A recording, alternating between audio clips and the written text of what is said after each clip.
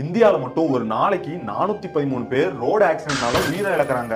அதுல பாதி பேத்துக்கு மேல கரெக்டான டைம்ல ஹெல்ப் கிடைக்காதனால தன்னோட உயிரை இழக்கிறாங்க. காரணம், எங்க நம்ம உதவி செஞ்சா சட்ட ரீதியா பிரச்சனை வரும், கோர்ட்டு, போலீஸ் ஸ்டேஷனு, ஹாஸ்பிட்டல்னு கூப்பிடுவாங்கன்னு பயந்து கையை கட்டிட்டு வேடிக்கை பார்க்குறோம். அதனாலதான் 2016லயே சுப்ரீம் கோர்ட் குட் சமரிட்டன் லாவை கொண்டு வந்துச்சு. இது எதுக்குன்னா, ஃபர்ஸ்ட், போலீஸ் அவங்களோட விருப்பம் இல்லாம அவங்கள விசாரிக்க கூடாது. செகண்ட், எந்த ஒரு ஹாஸ்பிட்டல்லையும் ஹெல்ப் பண்ணவங்க கிட்ட ஃபர்ஸ்ட் எய்டுக்குன்னு அமௌண்ட் கேட்க கூடாது.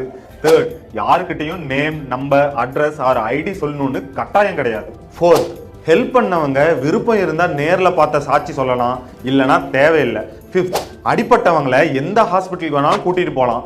அவங்கள ஏன் இங்க கூட்டிட்டு வந்தீங்கன்னு யாரும் கேட்கக்கூடாது. ஹெல்ப் பண்ணவங்க கூடவே இருக்கணும், கையெழுத்து போடணும் அப்படின்னு எந்த ஒரு அவசியமும் இல்லை. ஸோ இனியாவது கையை கட்டி வேடிக்கை பார்க்காம ஒரு உயிரை காப்பாற்ற ஹெல்ப் பண்ணுங்க மக்களே. இப்போ உங்களுக்கு